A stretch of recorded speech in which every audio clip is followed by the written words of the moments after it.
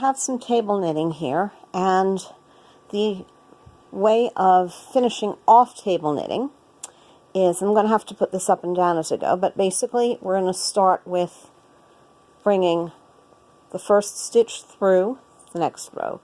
Then we're going to work the second stitch, and it's a little hard because I'm holding the camera with one hand, but the second stitch here. Now we're going to slip the first stitch here over the second stitch there. So now we're down one stitch. And then we're going to take the next stitch and we're going to work it. And again, normally I'd be doing this with two hands so that you could see me holding down the thread and not letting it slip through. And again, we're going to take the second stitch and slip it over the third stitch. So, or the old stitch over the new stitch. You see we're beginning to create a sort of a cable on the top here.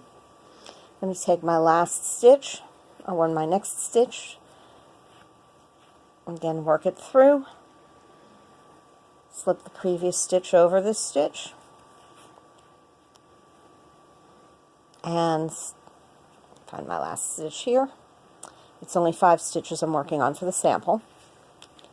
Work this through and put the next to last over the last. Now that I'm down with one stitch here, I will take the tail. Now since I have a whole big ball of yarn, I'm not going to do it, but I would take the tail, pull it through, pull it all the way through until I have an end, and then cut it off and work in the ends.